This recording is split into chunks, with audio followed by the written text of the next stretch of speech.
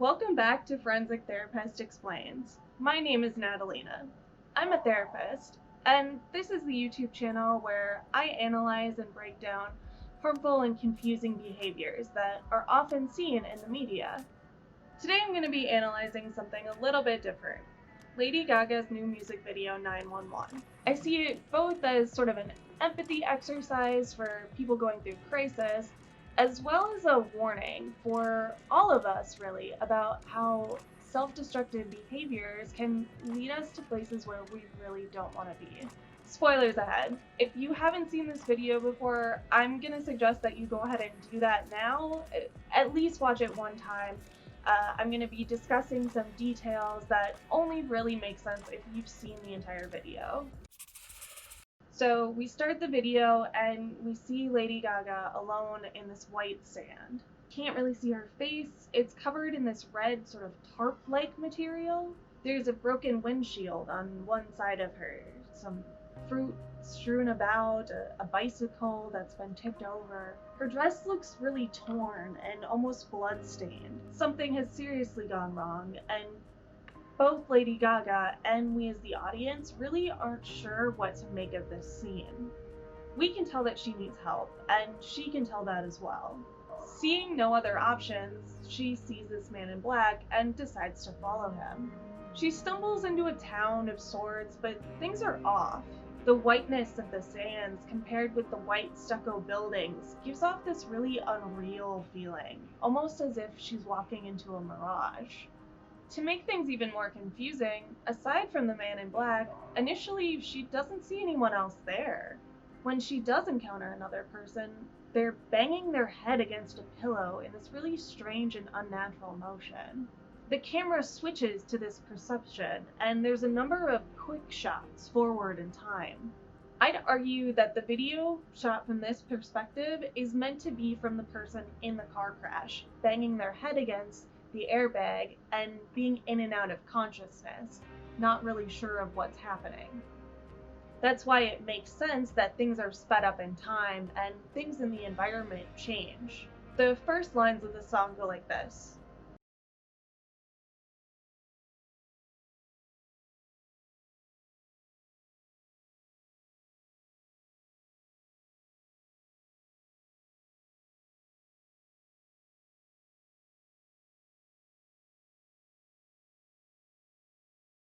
From that, I hear her saying, "My emotions are too high and I don't know how to control them. I'm not making good choices. I wish things were different. Feels like everything's gonna go to shit again and I can't control it."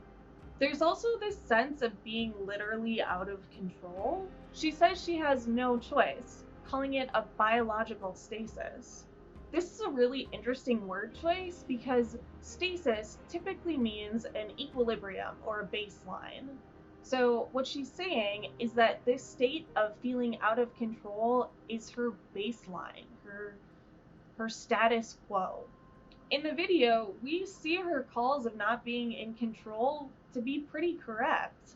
The theme of her not being in control is heightened by having a bystander that we've never seen before, lip syncing her lines. This creates an increased separation between her and what she's experiencing. She's in such a crisis that she can't actually experience what she's feeling. She can't talk about it. All she can do is gesture. During these lines, even though she's not talking or lip syncing, she's doing hand performance. Hand performance is another really important thing to talk about. Hand performance is an element of voguing, which is a part of the ballroom culture, which Lady Gaga is highly inspired by. What is the ballroom culture? Why, I'm so glad you asked. Roll the clip, please. Ballroom is the birthplace of Vogue. Of Vogue. Ballroom was founded by Black and Latina transgender women. Yeah, we did that. Ballroom is where you get your lingo from. The tea, the shade. Serving, darling. Shawam, not shablam. The ballroom scene is a community. The thing about voguing that expresses our culture and allows us to exist is that once we know that language allows a culture to exist, there was a language of voguing. The movements tell a story, whether it was your struggle or your invisibility, and also the movements tell where you came from or what region you were in. So the first one we're going to talk about is hands. Hands tells a pantomime story. So instead of in the 70s, individuals would start kind of like breakdancing or pop locking, but the hands kind of tells the story if we were talking about a book. And we're going to have Sky show you hands. Major, I'm sorry.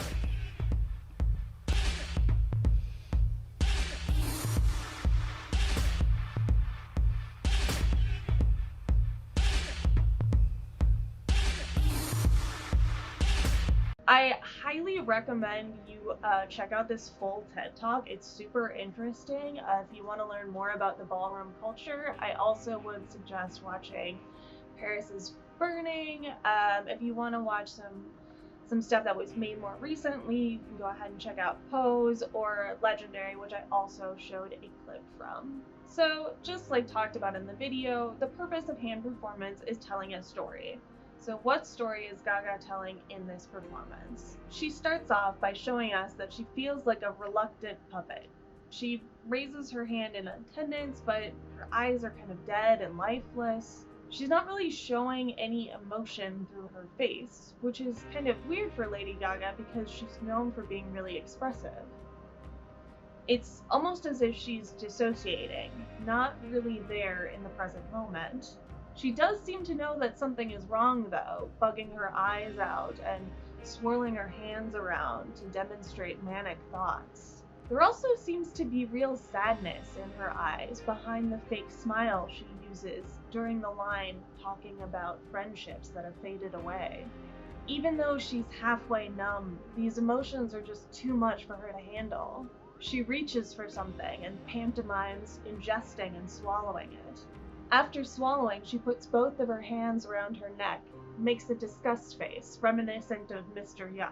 Side note, only 90s kids remember Mr. Yuck. Mr. Yuck was a poison control symbol, indicating that the substance was not safe to be ingested. So that's a lot of explaining to say that she's experiencing some serious mental health problems, knows that she's doing this, and turns to some unhealthy substances to try to cope with it. The disgust face shows us two things. One, that she knows this is a bad idea, and two, the instantaneousness of it shows us that instant regret that often comes along with impulsive behaviors. We know that it's bad for us, and as soon as we've done it, we realize that we've made a horrible mistake. After she makes the face, we see two figures slowly descend upon the scene. One of them is swirling a red parasol, almost as if a siren in a police or ambulance car. The two figures engage in behaviors that seem to symbolize first aid, such as checking pulses and putting blankets on people. These are clearly the EMTs. She doesn't recognize this, and we as the audience on the first go-around don't recognize it either. In her state of half-conscious awareness, she can't really tell who they are, just sees them as these beautiful mythical creatures who she has to keep asking for help from. That's why she keeps saying Papa 911 over and over. Another important use of repetition is the line, "My enemy is me." She says this over and over at multiple points throughout the song. This shows that she, like most people with mental health issues, knows that the problem resides within her own mind. This also fits perfectly with her earlier line talking about repeating self-hating phrases. She tells us that she does this, and then she goes on and shows us. That's just good writing. Continuing with the lyrics, there's an interesting bit of fourth wall breaking going on during the second hand performance she does while her ocular reflexes are being checked.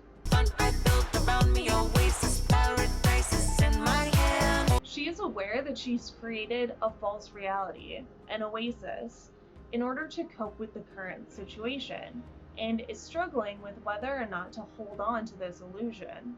This could be a literal reference to her semi-conscious state, but it also could be a reference to the state that she was in prior to the start of the song, as in the root cause of her issues. Creating false illusions to cope with difficult realities, and then being unwilling or unable to let those illusions go.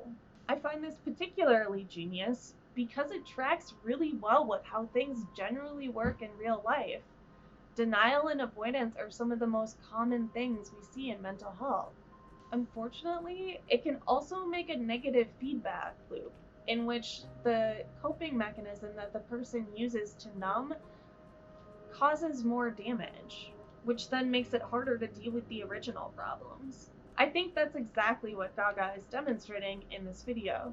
Her first-hand performance showed us how she uses substances to cope with difficult thoughts and feelings, which then has brought us to this place. So let's look at that second-hand performance. The first thing I notice is that now she's actually lip-syncing her lyrics. That means that she's more connected with the song. Also, she looks more connected emotionally. Her gaze into the camera is less hazy. Everything here just seems a little bit closer to genuine emotion than what we were seeing in the previous hand performance. But it's really notable that the last lines of the lyrics, "in my hands," she doesn't lip sync. It cuts over to the EMT who mouths the words. I take this to mean that while originally Gaga's problems were within her own control, it has escalated to the point where it's no longer in her hands, it's in the hands of a medical professional. And we see this literally to be true. It's this same EMT who is using his hands to bring her back down to earth when she starts to float away. Clearly her condition is worsening and she's needed increased medical attention in order to survive. For a moment, there's actually this quick shot to actual reality and we can see her gasping for breath on a gurney. This is essentially a jump scare and I was genuinely glad when it was over. This tells us a few things. Gaga isn't in a place where she can perceive anything other than this sandy dream world, and we're right there with her. We don't want to stay on that shot of her on the gurney, so why would she want to experience it? This is what I mean when I talk about an empathy teaching device. Evoking strong emotion is a powerful learning tool, and this is a wonderful example of how our brains can lose touch with reality in times of crisis. This is especially noticeable when you contrast it with the scene of Gaga floating away. When she's floating upwards, she looks happy. Like, actually genuinely happy. Probably the happiest she looks in the entire video. By far. And when she looks down and sees that she's tethered, she's disappointed. Given the jump scare she's pulled into, that look of disappointment makes sense. Again, Lady Gaga is showing us how and why she has created this illusion during this crisis. It's truly the only way that she can cope with reality at this time. It's also the only way the audience can tolerate it. If instead of a jump scare, it was just a long shot of EMTs trying to help her and people in the scene, no one would want to watch it. That's just too much. But we as the audience are still trying to figure it all out. The camera pans out and shows us more information. We see what looks to be a child's drawing of the situation. This shows us that Lady Gaga is gaining more awareness of what is happening, but still can't fully grasp it. She's still trying to piece it together, much like the viewer watching. Even if I freeze frame and look at this child's drawing in full, it's still a bit confusing. There's no clear focal point or place that my eye wants to immediately go, but after looking at it for a while, you can see that it shows a collision involving a couple cars, a bicycle, a police person directing traffic. It's this still capture of what's happening, and is another way to show that Gaga is processing some of the information, but again, it's in this very altered and distorted way. Lady Gaga again uses gestures as well as her lyrics to tell a story. She states this is the end and positions herself in gestures towards this black floral outfit. The black floral combined with a dramatic silhouette reminds me of Persephone, the goddess of the underworld, and the goddess of spring. The death illusion is even stronger given the matte black background, which we haven't seen so far in this video and is very starkly contrasted to the bright whites that we've been seeing. This dichotomy is shown even more clearly when the black backdrop is ripped away. We see that she's close to death, but she's not there yet. The medical people are still there, addressing injuries, and Lady Gaga says,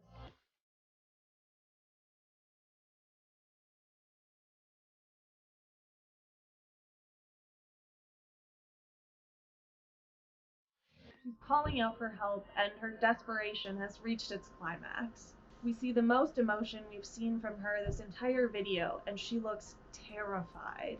The reference to the line could be talking about telephone lines, how they had to be plugged in order for people to be connected, and an operator literally had to do that job. The line could also be a medical reference, as some people often refer to an IV line in that way. So this could be saying that her medical condition is worsening and she's needing fluids or medications. Complementing her panicked expressions, we see the severity of her condition as the medical workers use a defibrillator to restart her heart. And she and the audience are pulled away from the sandy dreamland and into cold, hard reality. She's on the ground, on that gurney, scared, terrified, confused. As soon as this happens, we also experience those emotions. This reality is much, much more uncomfortable to watch than the one we were previously voyeuring into. Unlike in the dreamland, this is a scene that we recognize immediately. For me, there was almost a sense of wanting to go back to the fantasy of this has gotten too real, too much. This hits too close to home and now I'm uncomfortable.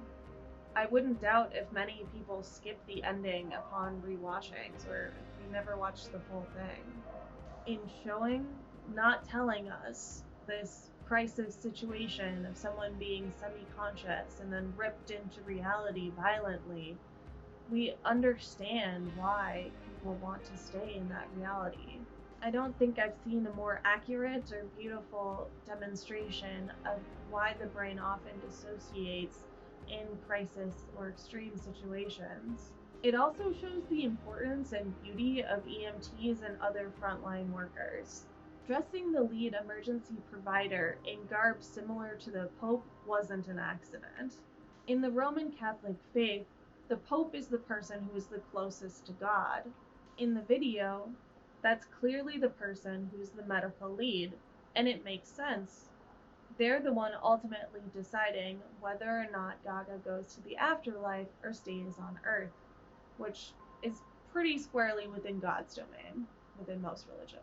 I also think it's important to note that the EMT workers are presented almost as a DX machina. A DX machina is a way to describe a narrative or visual plot device in which a previously dire situation is somehow magically fixed through something that we as the audience have never seen before.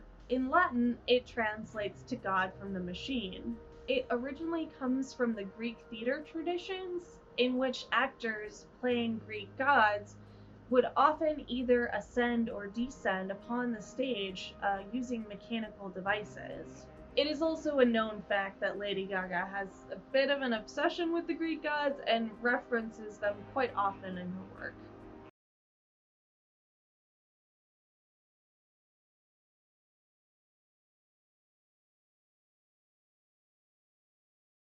So those are my thoughts of the basic meaning and analysis behind this video. And what I love about it so much is the layers. It really is a story on top of a story on top of a story on top of a story. So much so that I thought that Exhibit was gonna pop up and tell me that he heard I like stories. Through the story of a confused woman stumbling through this strange land, we're also seeing her declining mental state prior to the collision, the story of the collision itself, the story of how she was rescued, and how altered perceptions can be a rational coping mechanism in difficult times. And yes, before I get jumped on in the comments, I know that this is also an ode to the story called The Color of Pomegranates.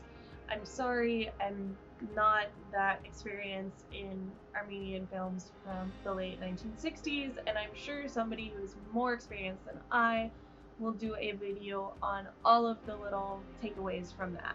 So I know that's a thing, don't yell at me. I really hope you enjoyed this analysis of a therapist's perspective on Lady Gaga's new video, 911. Let me know below in the comments if I missed anything and what you'd like to see me rip apart next.